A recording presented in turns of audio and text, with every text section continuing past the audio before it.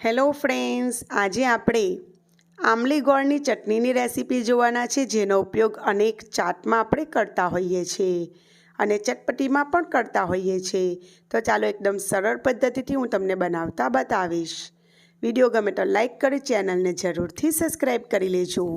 અહીં મેં 1.5 કપ જેટલી આમલી લીધેલી, બિયા વગરની, થોડા ઘણા બિયા હતા એમાં, અને એને ગરમ પાણીમાં 2 કપ જેટલું ગરમ પાણી નાખી અને એને મેં પાણીમાં ડીપ કરીને રાખેલી. જો પાણી નોર્મલ હોય તો તમારે 4 થી 5 કલાક એને પાણીમાં રાખવી, એટલે આ રીતે સરસ સોફ્ટ થઈ જશે. એટલે એમાં આ રીતે આપણે હાથથી મસરીને એના બધા રેસા અને એમાં જે બી હોય છે એ અલગ કરી લેવાના.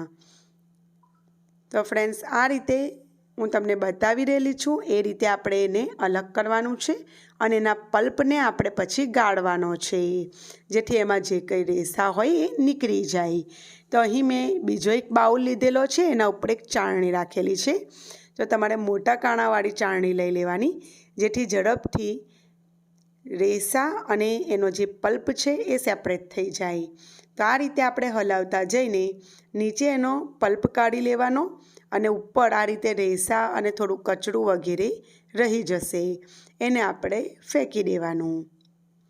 તો જુઓ, મેં અત્યારે અડધા જેટલો પલ્પ કાઢી લીધો પલ્પનો, અને બીજું જે અડધું રહ્યું છે એ પણ મેં પછી એડ કરી અને એનો પણ પલ્પ કાઢી લીધેલો. તો ફ્રેન્ડ્સ, આ ચટણી બહુ જ ટેસ્ટી બને છે અને 1 વર્ષ સુધી એને રેફ્રિજરેટરમાં સ્ટોર કરી શકાય છે. તો આવાવાળા રમઝાન માસમાં એ બહુ જ ઉપયોગી છે અને ઘણી બધી રેસીપીમાં એનો ઉપયોગ થતો હોય છે. તો તમે પણ અત્યારથી જ એને બનાવીને સ્ટોર કરી લેજો. જુઓ, હવે આપણે બાકીનો જે પલ્પ છે તે પણ કાઢી લઈશું અને એમાંથી જે કંઈ રેસા છે એને આપણે અલગ કરી લઈશું. ફ્રેન્ડ્સ, તમે આ રેસીપી કઈ સિટીમાંથી અને કયા દેશમાંથી જોઈ રહેલા છો, તમારા નામ સાથે મને કહેજો. અને આપણી ચેનલ પર રમઝાન સ્પેશિયલમાં ઘણી બધી આપણે ઇઝી અને ટેસ્ટી રેસીપી મૂકેલી છે, તે પણ તમે જોઈ શકો છો. અહીં પલ્પ આપણે અલગ કરી લીધેલો છે અને એક આ કઢાઈમાં આપણે એને ટ્રાન્સફર કરી લીધેલો છે. ગેસની ફ્લેમ મીડિયમ રાખેલી છે. એને થોડું હલકું આપણે પહેલાં હલાવી લઈશું. અત્યારે આપણો પલ્પ પાતળો લાગે છે, કારણ કે આપણે 1.5 કપ જેટલી આમલીના પલ્પમાં 2 કપ જેટલું પાણી એડ કરેલું છે. હવે આપણે સ્વાદ પ્રમાણે એમાં મીઠું એડ કરીશું, 1 નાની ચમચી જેટલો લાલ મરચું પાવડર અને 1.5 ચમચી જેટલો શેકેલા જીરાનો પાવડર. તો અહીં શેકેલા જીરાનો ટેસ્ટ બહુ સારો આવતો હોય છે, તમે જરૂરથી એડ કરજો. અને જો તમને પસંદ હોય તો અહીં તમે ડ્રાય જિંજર પાવડર એટલે સૂંઠનો પાવડર પણ 1 ચમચી ઉમેરી શકો છો, જે મેં નથી ઉમેરેલું.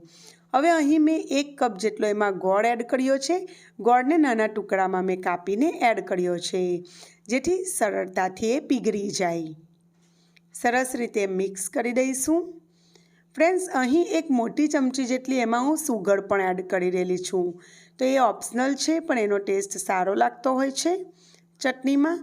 તો એડ કરી દીધું અને પછી મીડિયમ ફ્લેમ કરીને 15 થી 20 મિનિટ સુધી પલ્પ ઘાટો થાય ત્યાં સુધી આપણે એને થવા દઈશું. વચ્ચે વચ્ચે આ રીતે આપણે એને મિક્સ કરતા જઈશું અને ગેસની ફ્લેમ મીડિયમ કરી લઈશું.